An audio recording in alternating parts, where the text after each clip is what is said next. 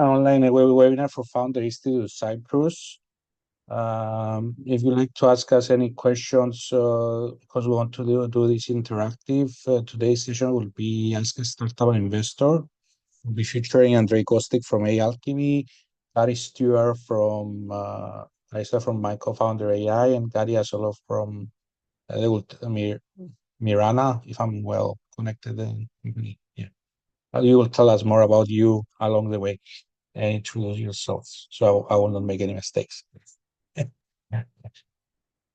And welcome to all. Use hashtag if you post about the FI Cyprus chapter, use the hashtag FI Cyprus, so we'll see your post and maybe repost it and retweet it or whatever you like to do.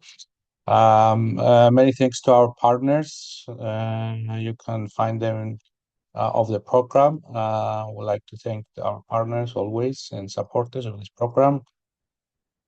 Agenda for today, I'm doing now a quick FI intro. We'll have a few other discussion with our guest, and then you can ask, in the meantime, you can ask your Q&A questions in the comments, and we will answer them at the end. This is the team of the Founder Institute Cyprus leadership team. It's me, Andrey Kostyuk, Maxime, and Melinda. You can find details more in LinkedIn in our website. Okay, what is Founder Institute? Founder Institute is the #1 place in the world to build a fundable company. You can see the numbers here. Today, also, Katya Solov, her startup, is an alumna of FI, actually. She can tell us more later about her experience with the Founder Institute in general in another chapter. We help Founder Institute helps ideas and pre-seed founders to launch and make their idea a reality and start building their own startup and tech company with a social impact, of course, if it's possible. And yeah, we'll try to find great people. We give them a devoted, give them support network through a global network of mentors. And we have a structure process. FI has a structured process the last 15 years. Yeah, we have the larger network, more than 35,000 mentors around the world. In Cyprus, we gather also a nice team of mentors, and that is one of them. Andrey, me, and other people.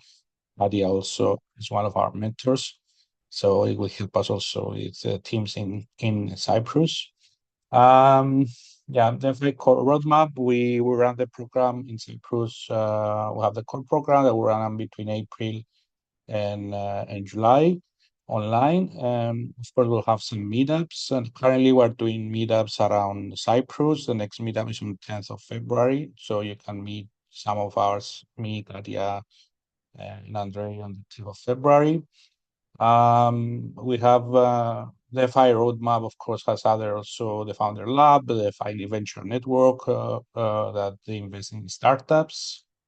It's a global ecosystem. Everybody knows. If you don't know FI, if it's your first time, I would suggest to go to fi.co and check the website. You will learn a lot of stuff. It has also great resources to build your startups. In the Cyprus local ecosystem, we have all these, let's say, angel networks that you see in the screen, that AAlchemy is affiliated with all of these.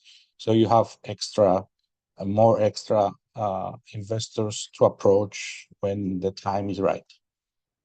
That is the QR code. If you are watching, take a screen. You can find us fi.co/Cyprus. And that's a quick FI intro. And now we go to the nice part of the discussion, our Q&A, and etc. First of all, I want our speakers to introduce themselves. I will start from Katya. Katya, tell us a bit about your journey. Who are you? Yeah. So hi everybody, I'm really happy to join this discussion, and I'm a proud alumna of Founder Institute. I was in 2024 in Zurich batch, so I met Andrey there as a mentor. Speaking about myself, I'm a founder of Miranna. As Penny said, Miranna is female-focused microlearning coaching application. We are live now. You can find out us in stores and Google in App Store. You can download and check the application. It works. We have users and we are growing. So speaking about my background, I spent more than 10 years working with venture funds on the investor side, mainly as a part of legal team. Our funds invested in IT, basically in tech companies. So that experience really shaped how I think about startups in general. And I witnessed all of this market, how it's evolving and developing. After that, I moved into legal tech and co-founded a startup. We have acceleration in New York those times. It wasn't a successful venture, being honest, but it was very informative and taught me a lot. Later, I shifted my focus to building communities for female founders. Before Miranna and the idea of Miranna, I built the first women-focused mentorship platform in Russia. We held more than 2,000 sessions there. And after relocation to Cyprus, I started Miranna as an idea, and after as an MVP, and after I joined Founder Institute batch. And right now we are here, and I'm really happy to share all my experience with Founder Institute. Great, great stuff, and many thank you for all the team that you are helping with the Ventures FI. And I think right now one thing that you all have common, but okay, I might tell it in the. Let's go to Gary, and I will leave Andrey at the end because Andrey is a local leader, so we need to our guest to have the first. Gary, Awesome. Gary, And tell apologies. us. Oh, go ahead. I was going to say apologies in advance. I'm at a conference right now, so kind of like trying to find a moment to speak with you guys. In terms of my background, originally from the US, which is where I am now, but spent about 20 plus years in Europe. First as an entrepreneur, learned about venture capital, I guess, when the hard way, kind of just by trying to find out what it meant in the early 2000s. Had a search company, raised VC funding for it, eventually exited that business, sold it to a competitor. And in the interim, went to go teach at a business school in Madrid called IE Business School. From there, a company called Telefonica, or O2 as it's known in some markets, a very large telecommunications company that operates in about 13 jurisdictions, reached out to me and asked me to help them set up an accelerator and a fund called Wyra. And so I co-architected that. Eventually, it's expanded to all 13 countries or 12 countries, invested more than $250 million. I, in 2014, went to the UK, where I kind of ran it in that market, spread it to about 7 cities in the UK. Eventually, there I invested in about 190 companies, usually by partnering with other corporates like Hyundai, Ferrovial, Novartis, Merck, Cisco, to kind of launch different sort of verticals. And at the end, I got like about the companies went on to raise about $1.5 billion. And there are about 2 or 3 unicorns and a few kind of very large acquisitions that kind of came out of that effort. And then in 2019, I moved back to the US to teach at Yale Law School. They wanted someone to essentially kind of help future lawyers understand a bit more about business. So I taught that and was lucky enough to be able to invite some people to my class, like Michael Seibel, at that point, I guess he was the president of Y Combinator. Now, I guess he's just a partner. People like Mitch Kapor and Steve Blank, Joe Tsai, the co-founder of Alibaba. So kind of got some lessons out of that as well, and as well as various VCs from San Francisco. And then eventually I moved to become the managing director of Techstars in New York City, in a program that was funded as part of an $80 million fund led by JP Morgan. And now I'm at a company called Hearst, which is a kind of very large media organization. They own 20% of ESPN, magazines like Cosmopolitan, etc. So I'm a venture partner at one of their funds. And I have an AI startup called MyCofoundr, which is about seeing if I can kind of distill all of these lessons into something that AI can then make scalable in terms of supporting founders around the world. So super happy to answer questions about venture capital, about what it's like to fundraise now again, since I'm in the middle of fundraising in San Francisco and New York, or anything else. And also happy to kind of share the beta with anyone that kind of wants to use my co-founder to understand if AI can help them to think about operations, fundraising, or operations, fundraising, or marketing. So happy to chat with you. Thanks, and thanks for inviting me. Great, great. Andrey? Sure. So hello, everyone. Thank you for joining. I'm Andrey Kostyuk. I'm a general partner and CEO of AAlchemy Ventures, which is a business angel network domiciled in Cyprus and investing globally. We invest in Europe, invest in North America, and do some investments in the Gulf and look into Miranna as well. Aside from angel investing, we also run a business angel school called Angel Path, helping novice angels to understand the tricks of the trade and don't lose time and money doing that type of investment, which is in fact kind of counterintuitive in many aspects. And finally, we launched an acceleration program last year. We launched our own initially. It was Alchemy Growth Lab. So we had 2 cohorts. And then we decided to partner up with Founder Institute and launch Founder Institute Cyprus, kind of benefiting from the knowledge, the network, and the market access that they provide for our participants. That was the idea behind that. So we launched it in April for this 3 months cohort. And the idea is that upon graduating, you will be able to get supported by FI for effectively for lifetime. That their message. I think Katya can vouch for that as an alumna. And besides, it would be our own task to help you with penetrating European markets. So by applying and graduating from FI Cyprus, you will have good segues to both Europe and the US. And as Panis was showing our network of investment, we work with quite a few business angel networks as well, mostly with those who share our philosophy that this silo mentality in investing must become a thing of the past, and angels need to invest globally. That's why we work closely with Gateway Ventures, which is the largest business angel network in Austria and one of the largest in DACH region, which is Germany, Austria, Switzerland.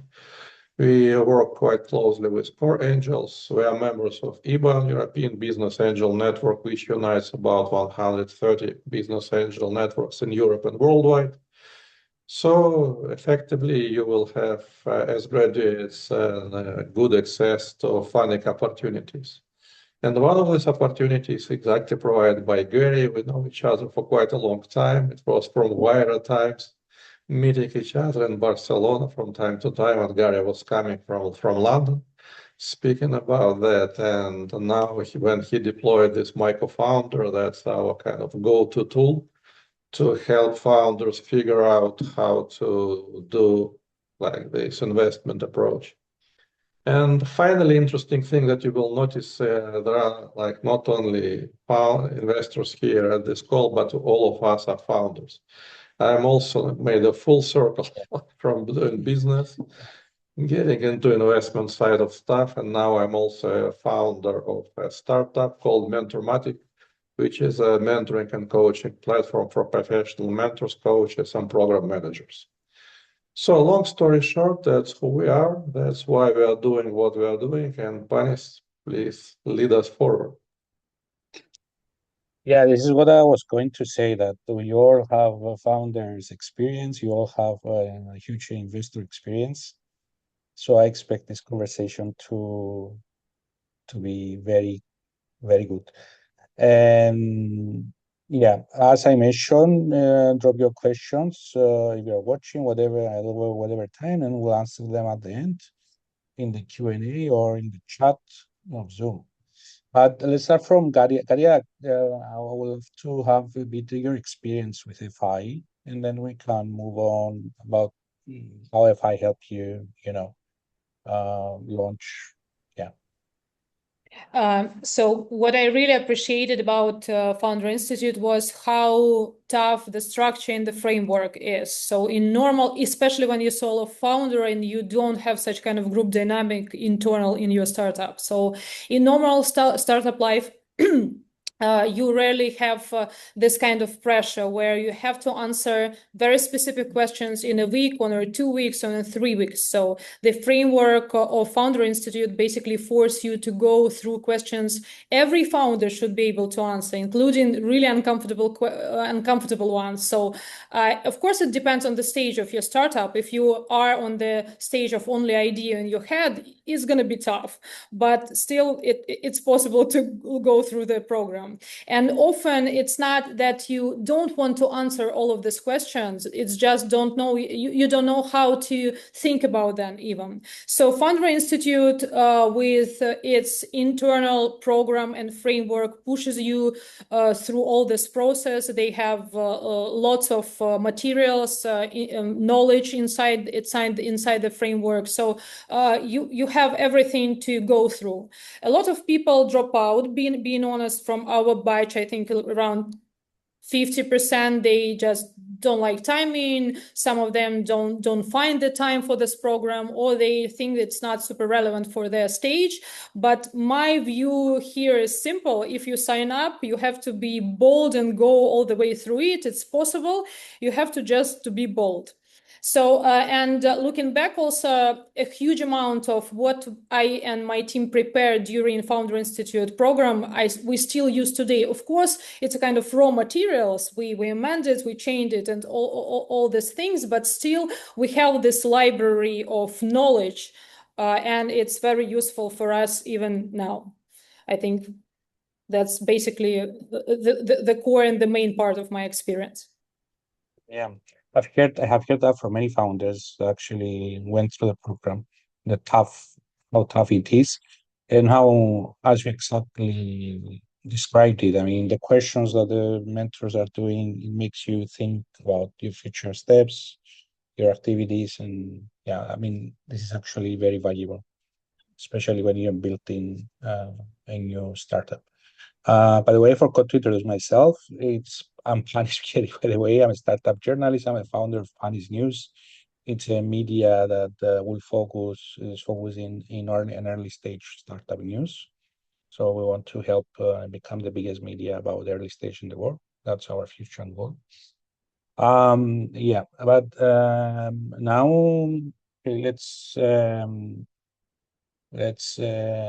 dive in a bit more. Let's see.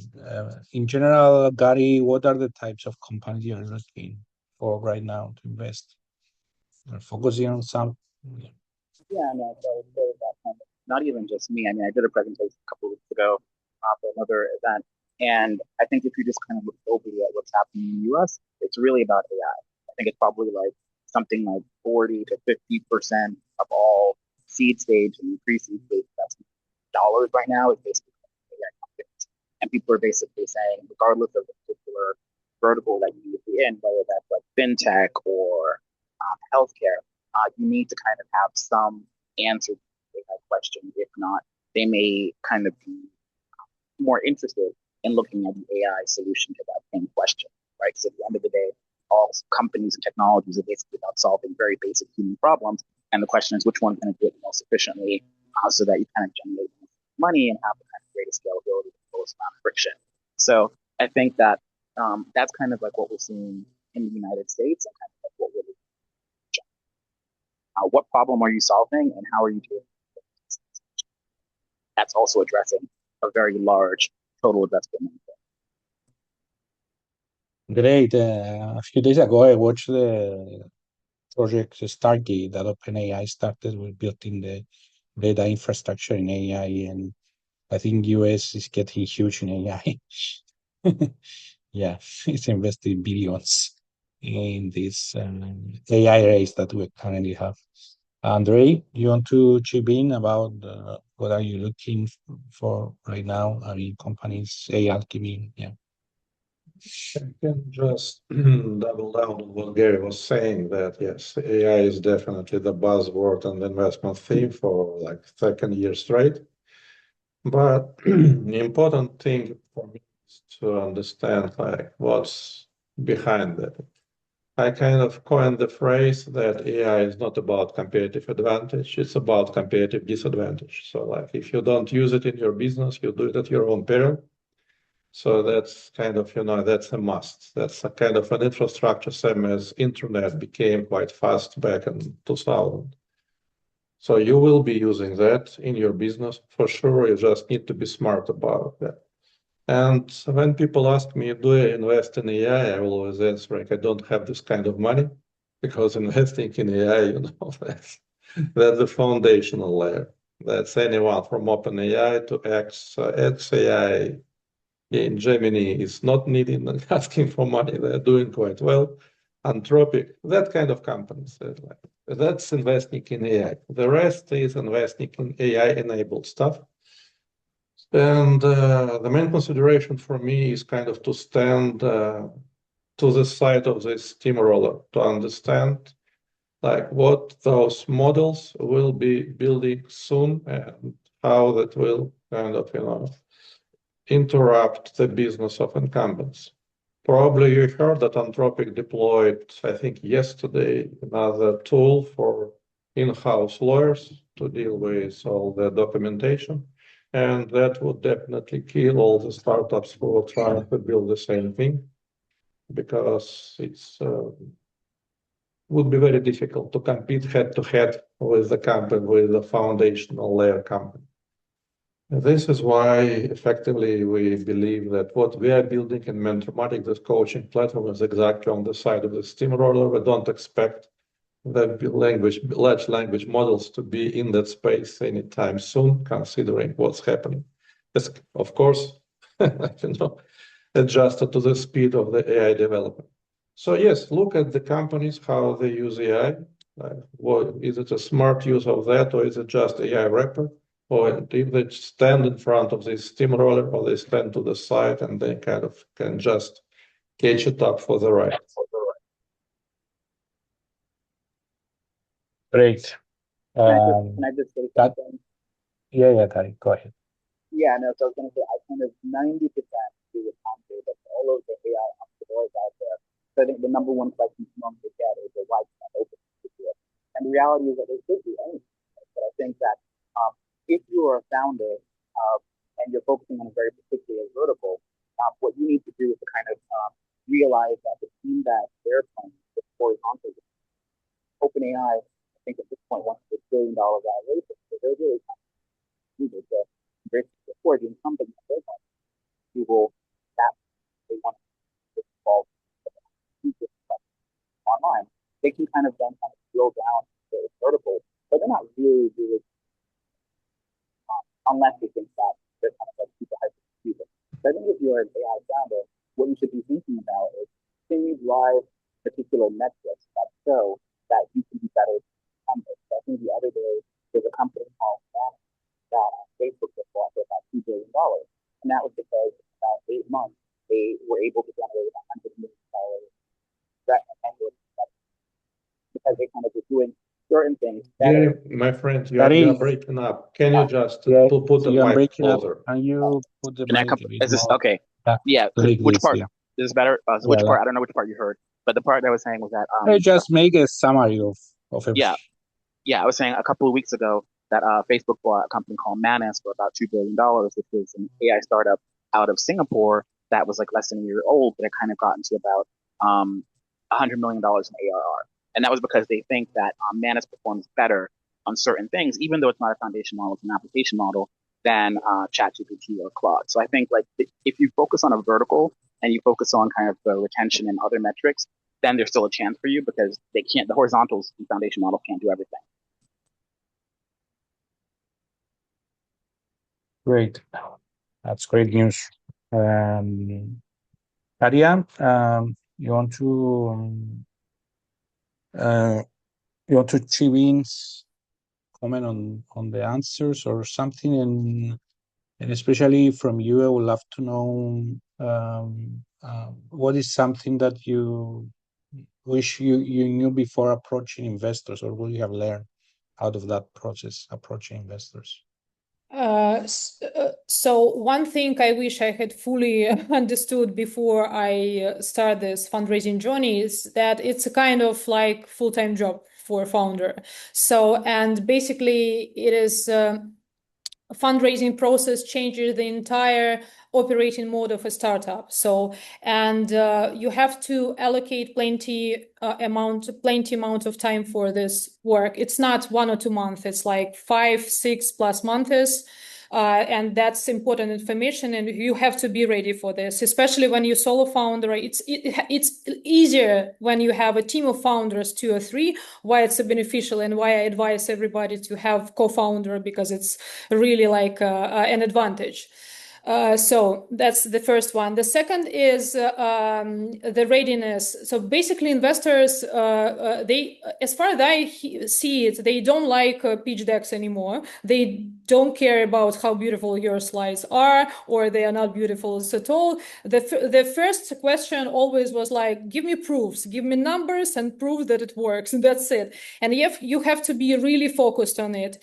Of course, you have to have mission or your vision and all of the things, of course, but it's not the breaking point. Your breaking point here, as in your success with investors, is how you can prove that your MVP is real, that you have real users, that you have engaged users, that you can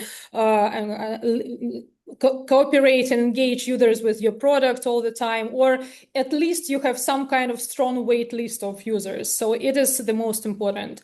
The third thing which I amend right now is like, not for everybody to go to this fundraise journey. So I think that it's more smart sometimes to understand that you can bootstrap. If you have power to bootstrap your startup, you have to bootstrap until you find out the right leverage. You have to be super prepared before fundraising journey. So, and sometimes it's okay not to be not to dream about unicorn. It's okay, just bootstrap it, try to do your business. It's not for everybody, not to high technology, but for some of startups. The fourth, the last and not least, is like it's emotionally load. I think that all founders have to understand that it's emotionally heavy, because 90% of time you hear no, no, no. It's gonna be like very good words. It's not like direct no, but it's not be irrelevant feedback. So it's going to be no, like, okay, guys, you're a super team. You got super good vision, mission, all of this stuff. Come on the next stage. So let's talk about the next stage. It means no, basically, and you have to be prepared for this. So this is my lessons from my journey. Great tips. And Andrey, do you want to pitch in this question? Maybe you're a founder now. Maybe you have also something to add. I'm always giving the same advice. If you can bootstrap without sacrificing growth and quality of growth and speed of growth, again, especially in a major way, of course you do bootstrapping, because the later you raise money, the lower the valuation is, the easier the conversation is. Yeah, that's kind of a general rule for me. Obviously, there are different situations, but I would agree with Katya about that.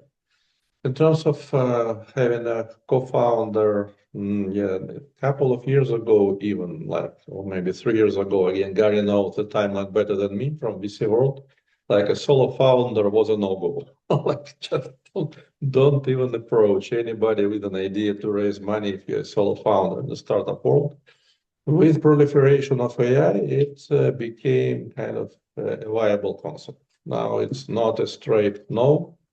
It's still taken with a pinch of salt, but if you can demonstrate that, okay, you have all the core competences to run this business, and the rest can be kind of handled by SaaS solutions, AI tools, whatever.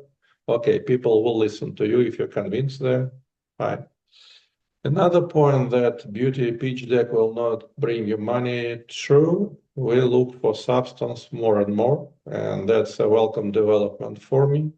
I'm always was saying that like assumptions kill, and finally I encountered a beautiful phrase. from US military, they say like, if you assume, it means that you make an S of you and me.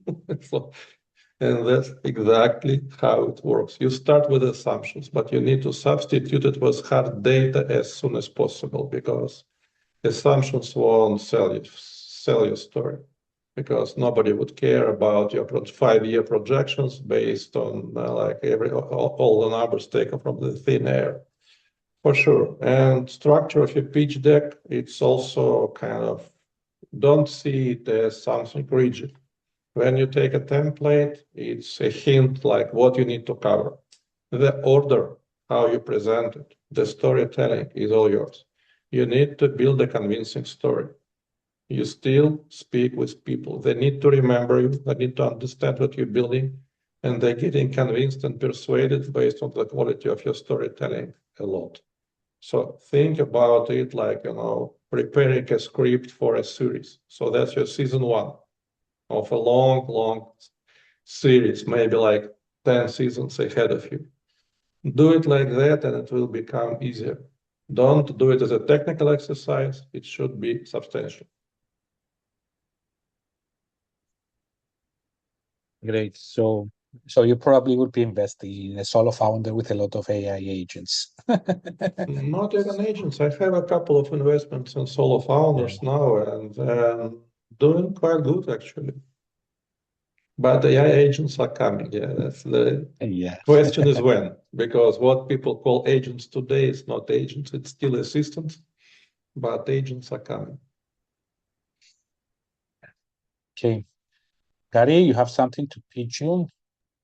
Yeah, and I think just 2 data points reinforce what you guys are saying. I think first is that total amount of venture capital funding is down about 40% from 2022.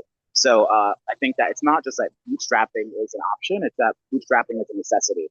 These days, it's simply the case that half of the venture funds in the United States actually don't have any money. And the US is kind of like the biggest venture capital fund market in the world. And even in the UK, I know it's kind of a similar sort of situation. I think founders just have to kind of change the mental chip, which is that like it's not that I can choose to bootstrap. It's that probably you need to bootstrap for the first couple of years, to Katya's point, until you have enough traction that de-risks the operation from the investor's point of view, because no one is investing in ideas or pitch decks anymore to this point. And the second point I was going to make is that when you look at the amount of time that people are spending on reviewing pitch decks, at least in the US, no one's looking at your pitch deck unless you have a warm intro. So what I'm finding is that like even though I know a lot of people, like you need someone else to vouch for you in a lot of these situations. Even if they say that they take like a cold intro, in a lot of cases they don't. A cold outreach, and then even with a warm intro, 2 years ago, it would have been the case that the average VC would have spent about 3 minutes and 45 seconds on your pitch deck. Now it's somewhere between 1 minute, 45 seconds, and 2 minutes. So they're really trying to find something really, really quickly. And you're getting to the point that some VCs, at least in the US, aren't even reading the pitch decks. They want to see a video.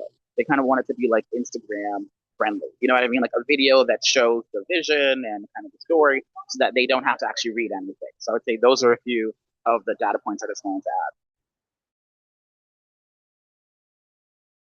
add. Great, Gary. You just validate some idea I have for our subscription area for the media company, because this is something about the video that I got from a lot of investors, that they don't have the time.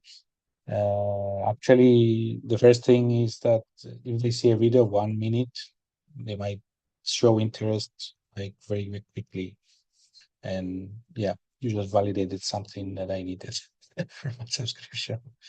But we have a lot of questions coming in, so I'll start taking some of these questions so we can answer them, because that's the AMA, let's say, for today.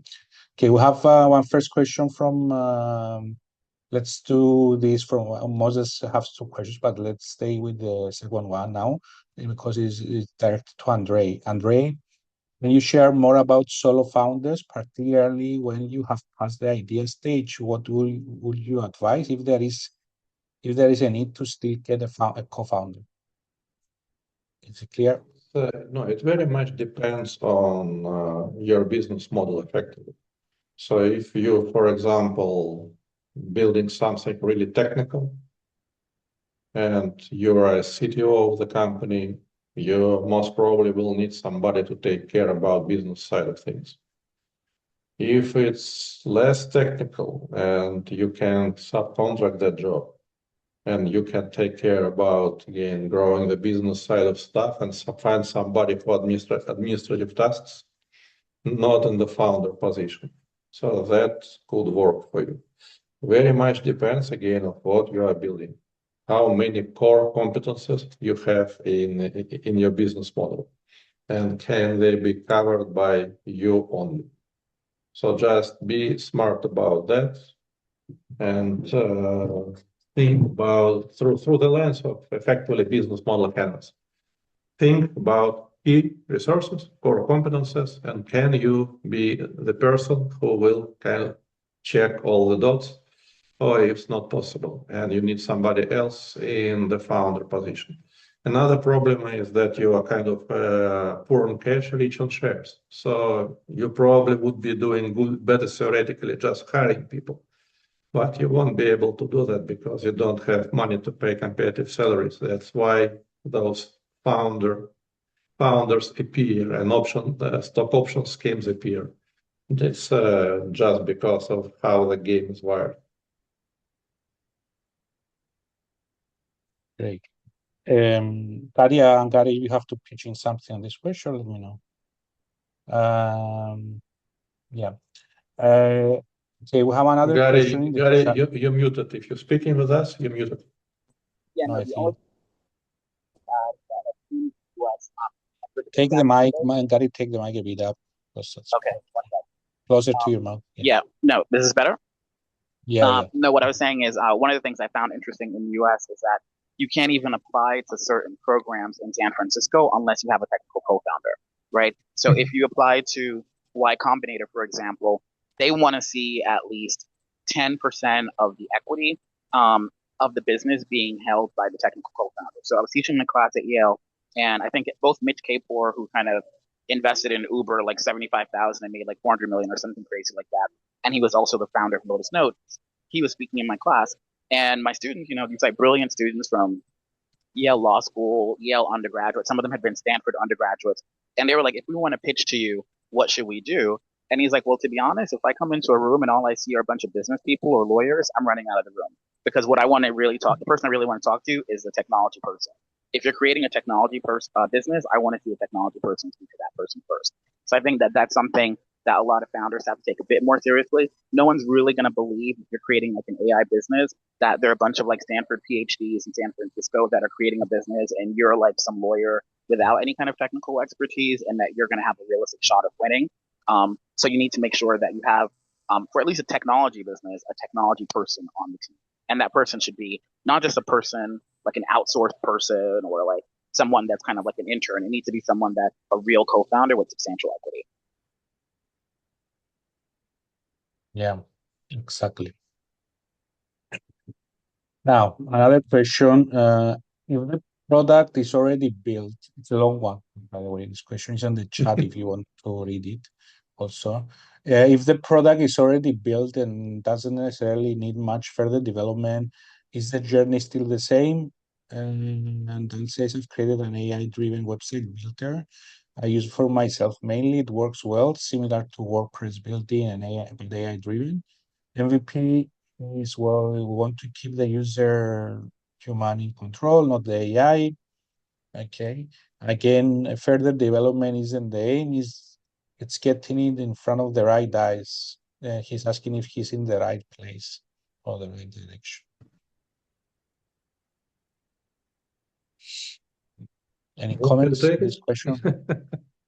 Yeah, sure. And I think the answer to this question lies in the part of the question that I created an AI-driven website builder I use for myself mainly. So that's where a lot of businesses suffer. You need to get out to the street and start speaking with people if they really need this tool or if they don't. And I'm a big proponent, a big fan of design thinking approach of service design, of co-creating with your customers. So you need now to identify a target audience and engage them and understand if they really needed this tool, if they want to use it, and if they want to pay for that actually, or they're happy with the state of the art today, because it's something which needs to be validated when it's like you, your family, and your dog who are happy with the product or believe there is a problem, that's definitely not enough. So like go to the wider world and validate if your tool is something that the market wants. Yeah, Another thing actually, I would add, Dan mentioned that he had some meetings with already large agencies and they're open to use it. Yeah. the only other thing I would add is that like if this is a kind of product that you want to get investment in, then the investor question would really be like, well, if it's so easy to create relatively quickly, I mean, and I'm assuming that based on the question, then what's the defensibility, right? What is it about this product that, from an investor point of view, helps me to believe that in 10 years it can be potentially $1 billion business if it's a venture capital friendly business, right? So I think like that would be the real question that you're trying to answer. And I agree with Andrey that at the beginning, any sort of customer validation that shows that your hypothesis about a particular problem solution that is right is great. But then ultimately, it really is about proving that you have a possibility of getting $1 billion. And for them, they're going to Okay. say, okay, well, if it really is $1 billion business, they're going to be like 100 other companies trying to do the same thing. So then part of it Keep becomes, the mic up. so then part of it becomes why you? Yeah. Why is it that you're going to be the one to win? I think about entrepreneurship like I think about the Olympics, right? It's about to happen in a couple weeks. Everyone wants to run. Everyone wants to figure skate. Investors are trying to invest in the gold medal winner, not the person that understands how to play, how to skate, or the person who knows how to ski. It's the person who's going to win the gold medal. So really, the question you're trying to answer is, why are you most likely to be the gold medal winner? And traction is just some sort of like initial indication that you have the potential to win. So that's what I think about that. That's actually great feedback, Gary, and I would like also to continue the same line of thought about the vibe coding, about lavables of the world today. So people say it's so easy to code now. Okay, we can create an app in 2 days and like deploy it. And my answer is exactly that. Okay, if you can do it in 2 days, like everybody can do it in 2 days. So what's the value here? What's defensibility? How you will plan to do business out of that if you swim in the sea of perfect competition? You need to create a monopoly. That's your goal. Like perfect competition, great for customers, horrible for business. If you like in this space, like think again. Okay. I think we have some other quick questions. One question is about if it's a requirement to have a co-founder to enter Founder Institute. As far as I know, it's not a requirement. You can join the program. You can actually the program will help you to maybe find a co-founder in the process. Correct, Andrey and Katya, I think. Yeah, I think Katya can chip in on that because she has first-hand experience in the cohort. So what was the composition, Katya, in your cohort? So it was 2 years ago. So it was plenty of different startups and ideas. So we were a little bit on the different stages. So but it is possible to find out co-founder there if the question is about it. So but okay, I got some special journey with the co-founder. I was trying to find it out like all my journey and is still on this journey. I think it's similar how to you can find wife or husband. Sometimes I think it's something something about it. But you can do this. I think that you have to not thinking and programming, I have to find a co-founder. You have to fill in the right competence. So for example, I'm not a technical founder. You have to realize it. You have to find a buddy who you can sell your idea and he's going to be your co-founder. Maybe some kind of salary you can bootstrap with him for a while. So you have to negotiate there. After, if you don't have the competence, like, I don't know, marketing specialist or somebody, you have to find out the person and try to sell him the idea, like join our team. So be in the team first to like maybe some kind of minimum salary, after you're gonna have an option and so on. I think that like when you have the question like, I need to find the co-founder, it's not the right perspective. You have to just try to find out competence around first, and after engage it as a co-founder with them. So. But yes, you can Exactly. you can join as a solo founder and then decide what to do with your business But yes, idea. the Cyprus chapter accepts solo founders. Even if you don't have your AI agents yet, we can. Okay, another question about the founders. Do the founders need to be from the industry they're disrupting? From which industry? The founders of the startup needs to be from the industry that they are going to disrupt or change. You know, really, again, Gary already touched upon that, and yeah, I can just confirm that relevance to your project is very important.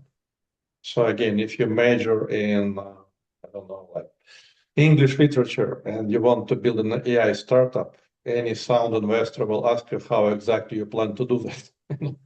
And vice versa. If you're like a PhD in, I don't know, in computer science, but you plan to build a startup around English literature, can also have the same question.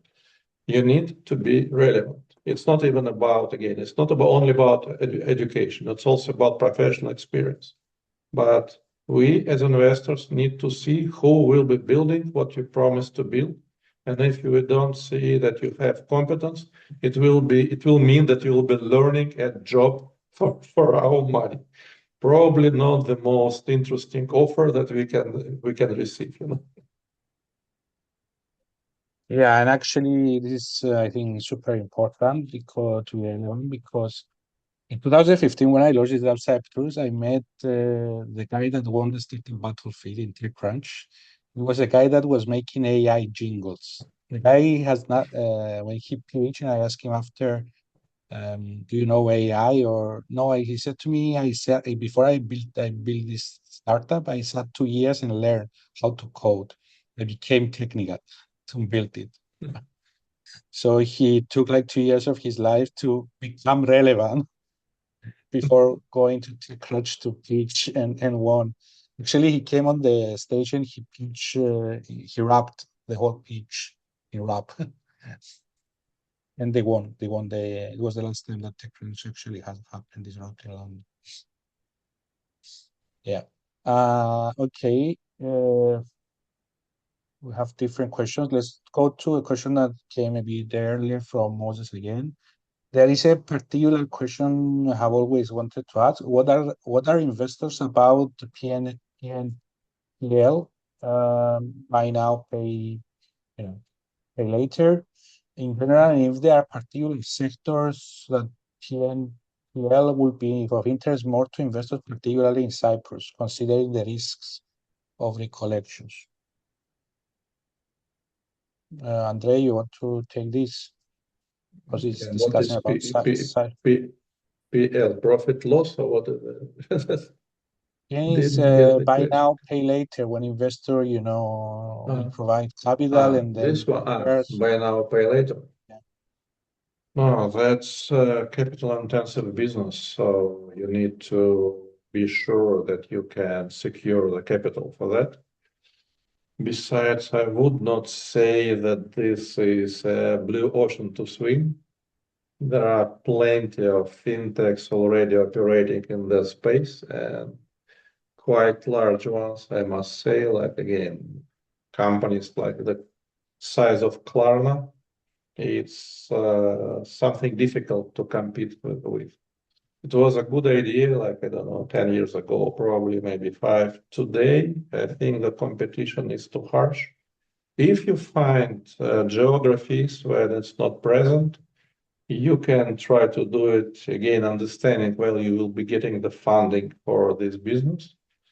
But also consider that to be successful, you need to scale. So like kind of check how many geographies you have available. Because if you try to build it like in a small company in a country like, Cyprus, Malta, that would be kind of very difficult to pull off in terms of scaling. Can be a nice homegrown business, a kind of maybe like, mom and pop store for the market this size. But if you want to scale it as a startup, and startups are to be exited, to be sold to investors. So you need to scale, you need to capture a large market, which is interesting. So if you know where this market is, do that. If it's kind of Cyprus you think about, then most probably would not be a startup model. You can do that with family offices and focus on like classic dividend bringing, like dividend model, which will focus on operational profits and dividend distribution, not on growing the company and selling that for like high multiple. That's the main consideration here, I'd say. Yeah, I think the only thing I'm noticing in the questions is that I think that when you think about raising funding from venture capital, you have to understand what venture capital is, right? And what venture capital is basically is we're going to take really risky bets, but we need them to pay off like exponentially. So kind of like that kind of Uber example. If I put $75,000 in, I'm not trying to get back 150,000. I'm trying to get back maybe 150 million, right? And to do that, I need companies that are going to grow really quickly in a really short period of time, and they're going to make a lot of money. So I think that as you're kind of trying to analyze a particular business, the way I think it's most instructive to think about it is what is the wave that you are riding that is going to help you to accelerate growth to be able to generate that sort of exponential return, right? And so that's the reason that everyone is investing in AI because they're like, wow, there's this whole like multi-trillion-dollar opportunity. Right now, there are no real winners in it except for the foundational models. The entire application level of AI is still completely open. If we can bet on the right people at the application layer, then we can kind of those companies will be the next Uber, the next Facebook, the next Google, etc. They're not looking to invest in the next company that's going to do a 2x or 5x or even a 10x return in traditional venture capital. So I think that when you're analyzing anything, it's like, again, why am I going to be the best in the world? And I think Andrey kind of pointed it out. There used to be a European model, which is that, okay, we're not even going to try and compete with the Americans. We're going to try and create the best regional model and then hope to exit to the Americans. So this was like a model that they did in Germany a lot. Some brothers called the Somewhere Brother, right? But I think the Americans got onto that. And so now that model doesn't really work as well. So I Yeah. think, what you need to do basically, even if you're in Cyprus, I mean, the same way that people do it if they're in Israel or in Sweden or Denmark these days, is to think about how you're going to create a business that is solving a global problem better than the incumbents. You know, maybe you can take on Klarna. I invested in some companies that said they were going to take on Klarna, but they were going to take it on in a very particular way. So you have to have a thesis as to what is it that Klarna is doing badly that you think you can do more efficiently. Yeah, exactly. That model a bit failed Yeah, with the and year why exiting. Klarna will not mend its ways, by the way, like why that disadvantage will continue to be there when you deploy your product, and why Klarna won't kind of go like at loggerheads with you. Hopefully you Inc. will change this and we'll see more European unicorns along the way. Okay, we have a lot of questions, so I'm trying to what are the financial benchmarks in order to have a chance to start the conversation, imagine with an investor? Yeah. I mean, the timing. Yeah. Do you need to have, that's a question. Anybody? I'll take a stab at it, right? So I think the timing really depends on, well, obviously geography. So I'm going to talk a little bit about like the US, but still we can use the same basic framework of are you a pre-seed company, which historically basically meant that you had an MVP and some sort of initial validation, right? And then that would kind of set the maximum as to the valuation of the company and how much you could raise. Are you a seed stage company, which means you're beyond the MVP? You probably now have some early signals of revenue. In the US, to give you an example, that used to be about $15,000 to $25,000 would trigger a seed round. Now that might be closer to $100,000 a month recurring revenue. So it is a lot harder to get the same amount of money relative to a few years ago because there's less money in the market. So that means you have more competition. But in general, like we can kind of use that. Like if you're a seed stage, what that basically means is that you have gotten beyond the MVP. You kind of started to talk to your customers. Some of them are willing to pay, and you have some proof that the business model is actually recurring, right? Because it's not just that you make money, it's just that the money is recurring and stable and grows over time, hopefully at a 10 to 20% monthly clip. Then when you get to Series A, that's usually where like the big institutional investors come in, right? Because even though it's called venture capital, people don't like to actually take risks. Venture capitalists do not like to take risks because they're not investing their own money. So when venture capital comes in and they're investing their limited partners' money, they want the business to be pretty fairly secure. That's usually when you need to have product market fit, which used to be defined as about $100,000 in monthly recurring revenue. Now that's closer to about $300,000 in monthly recurring revenue in the US. And that's when you can raise a kind of Series A round. And what happens at each stage is that the amount of money you can raise goes up. You can kind of look at Carta. For tech companies, they'll kind of give you the benchmarks. But it's something like if you're raising a pre-seed round, maybe you're raising up to like 1.5 million. If you're raising a seed round, maybe you're raising like up to like 7 to 10 million. And if you're raising a Series A round, well, that can kind of go up very high, like 10, 20, 30, 40, 50 million. And that means obviously at each stage, the valuation of your company goes up as well. But what's really important for you to understand is what is the trigger and what are the thresholds at each stage for you to be able to even enter the conversation. Because I think that the problem is a lot of founders don't know that. And they're like, I need $10 million to get this off the ground. That's going to be disqualifying from the beginning because it means that you don't actually understand the game that we're playing. You think of the VCs as a bunch of stupid people that are just there to kind of give you money, and that's not the game they're playing. They're really looking for who's going to be the gold medal winner. Like, I'm willing to invest a lot of money in the person who's going to win the gold, and if you're going to win the silver or the bronze, I really don't care about you because you're not going to give me the return that I need. Yeah, that's all true. If we go back to kind of pre-seed stage or even the famous 3F round when they're just starting off, and you speak with angels who invest in the pre-revenue stages, they, or rather we, will be looking at three things. First of all, it's the team. Like, do you cover all the competencies which are there, and how relevant you are to what you are doing? So, and what's the dynamics within the team? So Katya was quite right, saying it's like finding yourself a spouse. And that's true, because it's again spouse, flight to Mars and back. It's like 5 to 10 years journey where you will be seeing each other all the time. So psychological compatibility is also a big thing. We try to understand the team dynamics within that, including how the shares are split. One of the cardinal mistakes is just to split them equally because we are all friends. Like, you don't do that. That is immediately like a big, nice powder keg below your business. Second thing is competition, and we don't care much about those static positional maps. We care about predictive analytics, how you predict how competitive landscape will evolve.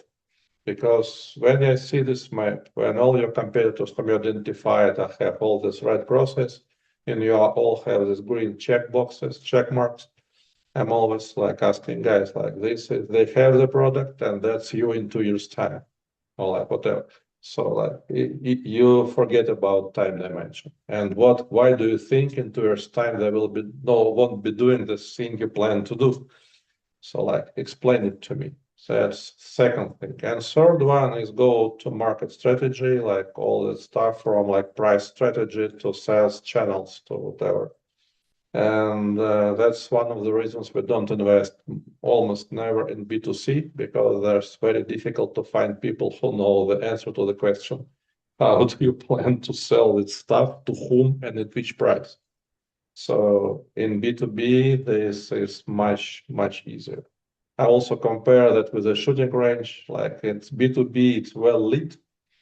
It could be like the target could be very far, but you still know where to shoot more or less. In B2C, consider that as light is flipped off, and you see what's happening just when you see this flash from when you shoot, if there's even a target when you're aiming. So go to market strategy. So if we have these three things addressed correctly, we can continue the conversation.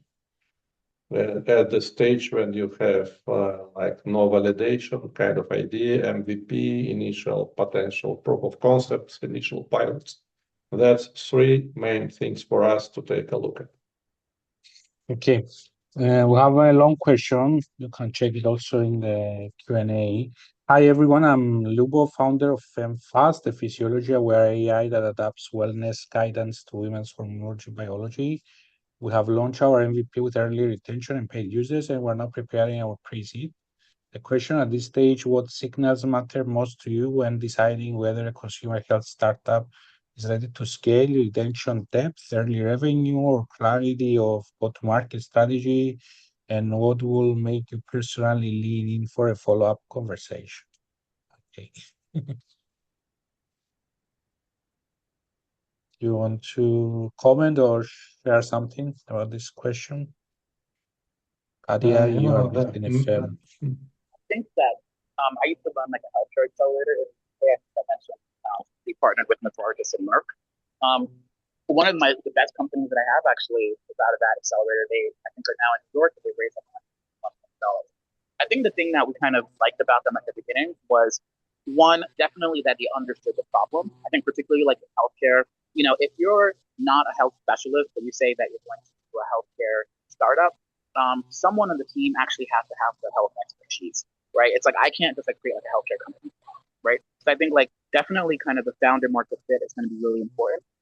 And then secondly, there's a question about like whether or not like clinical trials are required, because I think that then changes, at least in the US, the entire conversation. Like how long is it going to take before this can actually kind of be in the market? Or are there a lot of like regulatory and other restrictions that means that, going back to the investor question, it's going to take longer for me to get my money back with a huge multiple?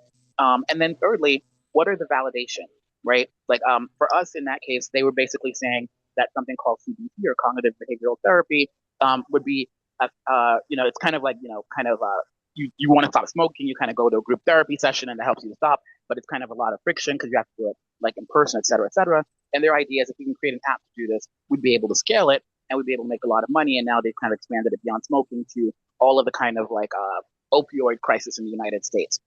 I think that the thing that they had is they had really good data showing that it actually worked, right? And that users were coming back. Even before they kind of could prove the monetization, they actually validated that the problem solution statement made sense. So I think that for me, at the pre-seed, and these were 3 medical school students that were still basically working part-time on the product, but because I think they were able to kind of show product market fit and early validation, and also they also had like some sort of like academic support to the.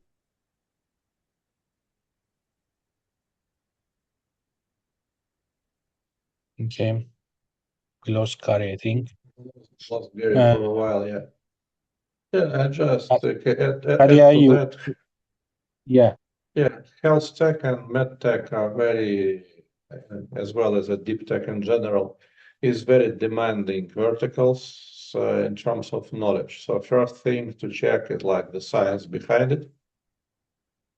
Then yes, who the team is and what the competition today, like how people solve that problem today, why your solution is better. So that takes, in terms of like these deep tech solutions, it's a lot about due diligence, like science and technological due diligence. You have to have people in your team who can validate that for you. Otherwise, I call it religious investing, actually. You just need to believe in something without knowing if it's like a good idea or not. So yes, summarizing your answer, that would be scientific and technical DD, first of all, and understanding competitive landscape. Same question as Gary poses, like why do you will be the gold medal winner in this particular race? Yeah, Katya. Can I just add here, yes, because it's fast, that's why I reacted. So I suppose that, of course, all what Andrey and Gary said, it's true, but a little bit simplified for the founder's mindset. I think that the highlights here is like you have to find out repeatable acquisition channels. So this is the number one. So you have to understand where are your users and how you could grow it in the channel. So this kind of leverage. This is the first one, and the second is retention of these users. This is like 2 basic questions, of course, and after you have to be sure that your team is packed. And if you say that it's psychology, awareness, AI, something, you have to have psychologists on board with some good backgrounds, which prove that all what you do is good. So. And finally, in those models, it's quite often that B2B2C works best in terms of these recurring revenues. When you work with hospitals, who then distribute your solutions, for example. Because if it's pure B2C, it's would be difficult to convince investors in the stability of your revenue stream. And I just want to add one last thing, almost like a caveat to everything that we're saying, right? Because I think it's kind of going back to the dating analogy that Katya said before. It might be the case that your approach is not amenable to 99% of the population, but you don't need 99% of the population to love you. You need just one person, right? So I think that kind of at the end of the day, part of your job as a founder is to go out there and do your research about investors, right? Because there may be an investor that says, hey, it's a femtech product, for example. So actually, I'm willing to discount certain things because I really want to support this. Or maybe there are people in your network that are really willing to overlook certain lack of traction because they really believe in you. And that might be people that you went to the same college with or whatever. So as a founder, the reality is that there is no one size fits all answer. Just like if someone said, how do I find the love of my life? I don't know. There are lots of different theories about it, but I mean, probably you just have to kind of have a strategy to find that one person. And I think the same thing with investment.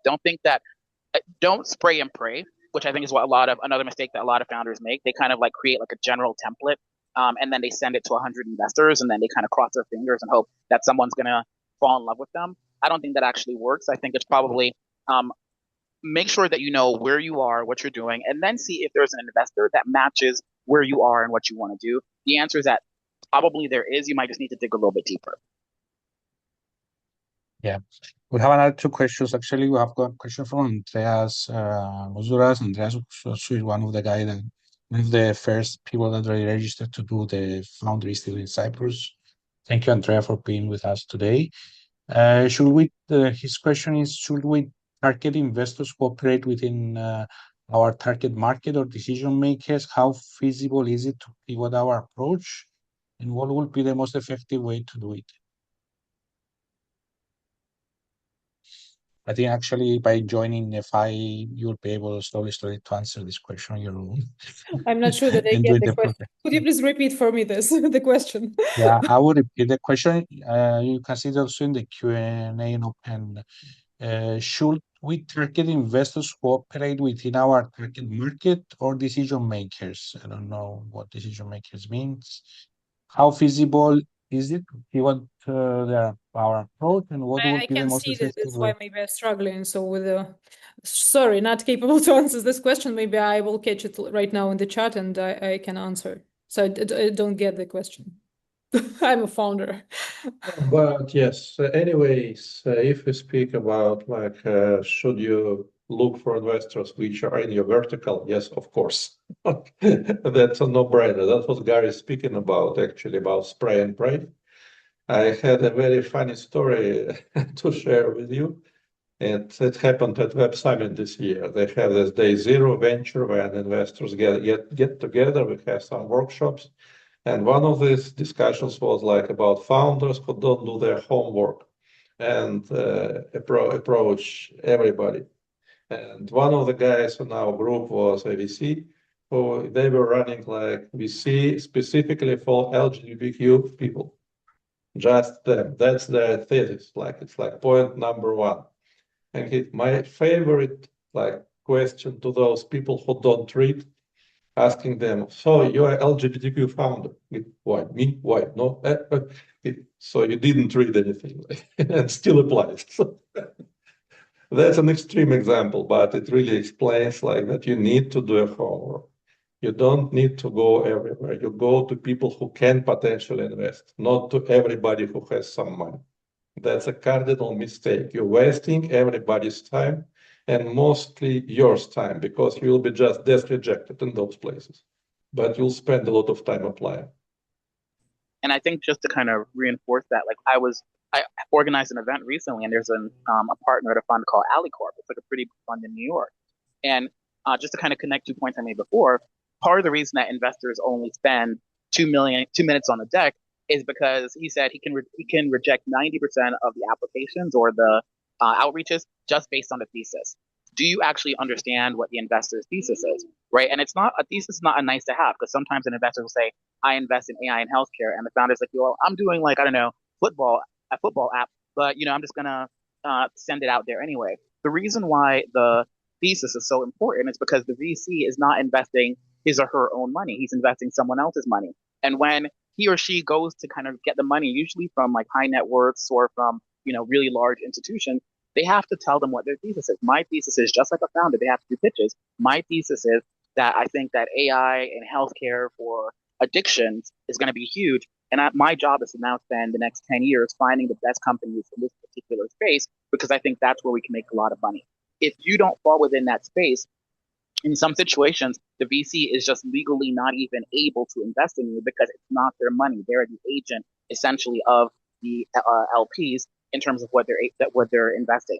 If they are going to invest outside of the thesis, then that might mean that they need to get special permission, which is more work for them. So I think that if you really want to, as Andrey said, not waste your time and their time, spend a little bit of extra time understanding their thesis. And the beauty of it these days is you can just ask AI. Like one of the things I do and one of the things that my app does is you can literally just upload your pitch deck to, to my co-founder or to a general AI platform. And you can basically say, I want to send my deck to Battery, are we a fit? And then the AI will say, okay, well, this is their thesis. This is what you do. These are the gaps. This is what you would need to do to adapt your deck in order to be relevant to that particular investor. So it becomes even less acceptable these days that you haven't done your research. And the last thing I would say is, in terms of the evolution of venture capital in the US, and I think probably in Europe as well, is that investors, just the same thing with jobs, they have the ATS systems that basically can kind of like weed you out if you don't have certain keywords in your CV.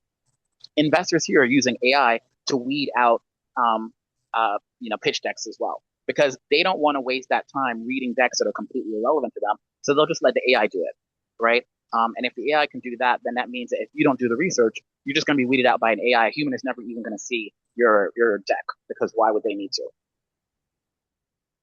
Okay. Yeah, great answers. I think, Andreas, pretty much you got an idea about the question and what is the most effective way to do it. I share also Gary's link to the project, MyCofoundr.AI, so you can check it out, the tool also. But we have a follow-up question, this by Evie. Can you explain what a VC thesis is? And is this like VC investment space where they invest in? Yeah. Yeah, I think like When we say VC thesis, yeah, Gary, that's your talk, please. No, I was going to say, think about VCs like entrepreneurs, because that's what they really are, even though they try to act like they're like bigger and better. Mike. Yeah, even though they try to pretend that they're like better than you, right? But really, when you're a VC, you have to go out there and you have to raise money from other investors, and they spend like a year or 2 or 3 pitching investors, trying to convince them that they're going to stand out from the crowd. The reality is, though, that and this is one of the other data points that I use. If you were to look in the U.S. last year, 30 VCs out of a total universe of 600 funds that were raising got 75% of all of the venture capital funding in the United States. Why is that?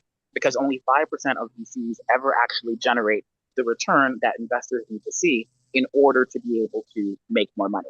And who are these people that are trying to make more money? The LPs, the VCs, really rich people that want to make a lot of money. They're going to be able to put like maybe 5-10%, or institutions like Yale and Harvard, they want to put a small amount of their overall wealth into really risky propositions that are going to give them Uber type or Google type or OpenAI type return. It's not about like, they're not a bank. They're not trying to kind of do a 2x return. They're trying to do like a 100x return, right? So if you think about it that way, the VCs then kind of competing with all of these other investors as to, well, we're speculating about the future. Where do we think that the most money can be made? And these are all just bets, right? These are all hypotheses. So that's what it is. That's what a thesis is. My hypothesis is that there's a lot of money to be made into AI. That's why everyone's investing in AI, because everyone believes that AI, there's a lot of money to be made into AI. Maybe that's why a lot of people aren't investing in edtech, because people don't really believe anymore that edtech is easy to make money in. Or like we could say before, people don't generally think like consumer is really easy to make money in, because there are a lot of like variables. So the thesis really is that, how do we think we can make you a lot of money in 10 years, right? And it's going to be like your pitch. They have to do pitches as well. Anything that deviates from that pitch, imagine that today you say that as a startup founder, my belief is that I'm going to do like an app for menopause because I believe that the number of women over 50 is increasing, blah, blah, blah, and they're kind of an underserved community. And then tomorrow you change it and say, actually, now I'm a gaming app. Your investors are going to be pretty pissed off. They're going to be like, I did not invest in a gaming app. I invested in postmenopausal because I wanted impact or because I really believe in your thesis. Same thing with venture capitalists. So they have to kind of pitch something. They get the funding based on that pitch. Anything that deviates from that pitch looks as if they've kind of defrauded their investors. It can be problematic. So that's basically what a thesis is. A speculation, a bet, an argument as to how we're going to make you a lot of money, our investors, in a short period of time. So on the technical level, just to sum it up, it would look like that. So we invest in those industries at those stages and up to so much money in each company. End of story. That's your thesis, technically speaking. Okay, we have another one question. It's a bit generic. Is Dan explained some stuff in the chat, but he's asking if VC funding is the right path for him right now. It's a bit personal question, but I think we discussed a lot about this. VC funding and who's right for. If you have enough recurring revenues and sexy business model, then yes. If you're not yet, then no. And I think the other part of the answer is, and if you're willing to give up control of your business, if you're willing to give up control of your business effectively to outside investors who need to sell your business within 10 years. Of course, like some of the more clever founders like Mark Zuckerberg and kind of people like that have found like legal structures that kind of limit the ability of a venture capitalist to sell their businesses or to fire them. But essentially, when you bring in a venture capitalist, the clock is ticking. The venture capitalist has a clock that's ticking. They have like usually 7 to 10 years to return the fund. That means that when they invest in you, the clock is ticking as well. And that means that that's why they need to see like accelerated growth, because they have to return the money to the people who invested in them within a certain period of time, or that means that they're likely never to be able to raise again. So that's basically the game. You just have to know the game that you're playing. It's not about giving you some money and then, que sera, sera, let's see what you decide to do. It's like, yeah, I need to kind of sell your company in 10 years at a multiple or else this is going to fail you. And so you just need to know that you're putting your business potentially on the block. Yeah, exactly. That's why I'm not looking for a VC fund for my media project. I'm looking at another kind of investor. Considering, okay, we have one question from Senus about, I think this question is about the program. Considering an early stage startup related to digital twins, and that's been hot topic in 2026, and your initiative help us reach seed funding, investors, and expand our network. I imagine, Panagiotis, this is a question for us, the Founder Institute that we run. I believe the initiative is there. Yeah, I can do that, but Andrey can tell us a bit more about it. It's always the founder. We can help you, we can substitute you. So you will have to work, you will have to convince investors. What we can do, we can help you avoid common pitfalls, we can accelerate your growth, we can, like, if not open, then at least put you in front of the proper doors to knock through. That's our job. Kind of help you grow, but we can substitute you as a founder. Otherwise, it would become our business, right? Exactly. And yeah. Okay. And if you have any other questions, just type them now because we need to finish. In general, I will advise everybody to go and apply for a Founder Institute, even in Cyprus or even in other regions. Go through the entrepreneur, even if when you don't do the work and enter the program, it's good also to do the entrepreneurial DNA test that they have after you apply. So you understand a bit more about yourself and if you're entrepreneurial enough. I have one last question for everybody before we leave, and if we have any other questions, we can take them. But my last question is, what are the biggest mistakes you see founders make when they build or when they attract, they're trying to find investment.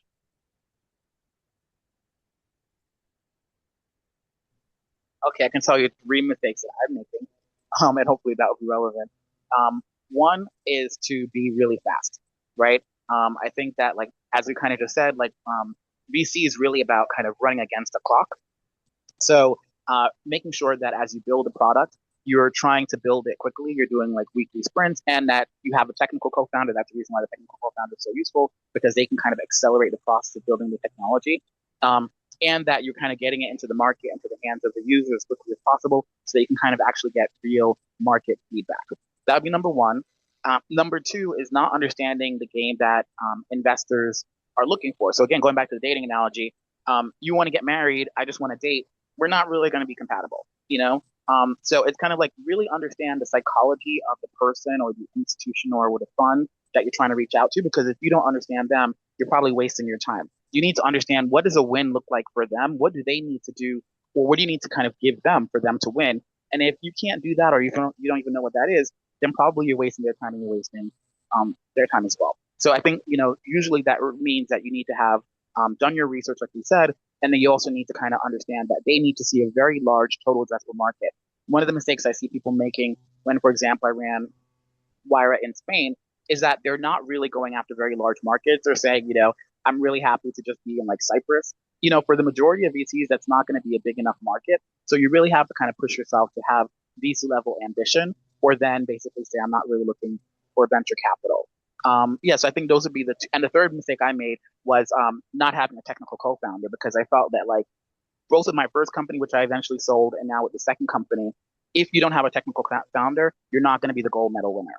Simply because you're going to go a lot more slowly than the person who has a technical founder building a technical business. So if you really do want to compete, don't think this is something you can do later on, or you're going to outsource it now. Really spend the time trying to find that technical co-founder who's going to make your life a lot easier. Katya, what do you think about that as a founder, from founder perspective? Technical co-founder is super important part. It of course it depends on the product. So I'm not sure that if you're building application with one target problem application, so you need a technical co-founder. But if you do something for B2B or something more technical, you have to have it. So I just totally agree with all Gary said. So I'm on my journey. I just want to advise all the founder that your fundraising process should be very clear and very deep researched before. So preparations is super important.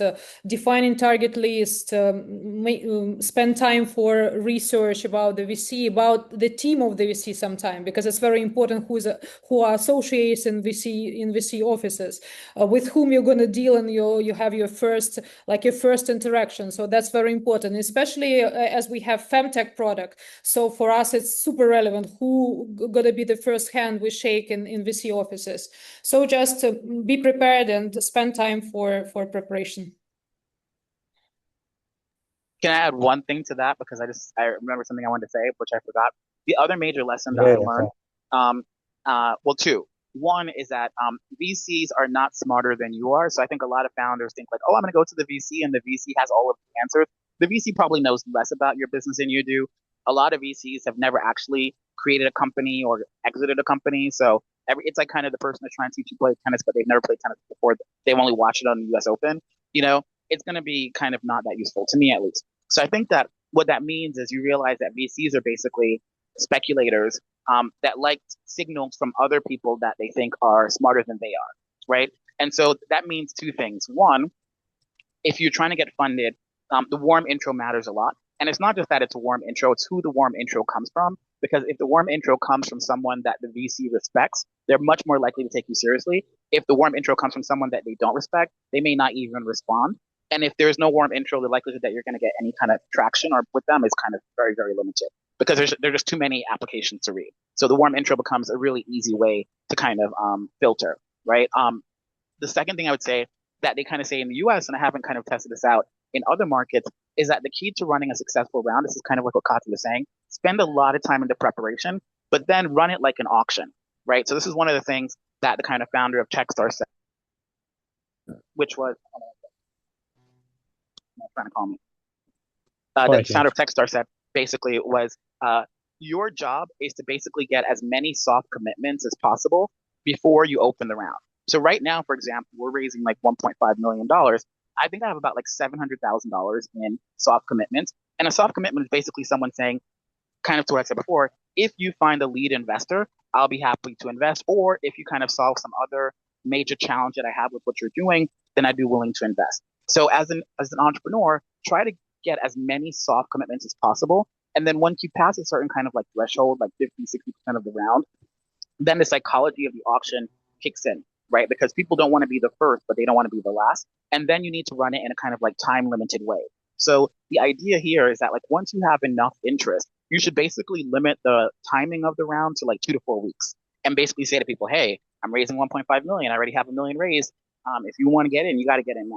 Because if you don't have it as an auction, VCs just want eternal optionality. Because the more that time goes on, the more information they have, the less the risk is. You have to force their hand. And the only way to force their hand is to make them believe that if they don't act now, they're going to lose out on one of the few opportunities to become a potential unicorn. And other people think I'm hot, so you should think I'm hot too. Yeah, FOMO kicks in after. Basically, as everything that you are going to sell. Of course, when Gary said get the soft commitments and get the money, get the money. Don't say to ABC that you have the money and you don't have the money. That's cheating. Okay. Great. I think we had a great session, 1.5 hours around. Thank you all also for being mentors in the Founder Institute Cyprus. We'll have to see you in the sessions and more. Yeah, thank you very much for providing your time. I think our people and the people that watch us, they got some clarity in a lot of issues. Yeah,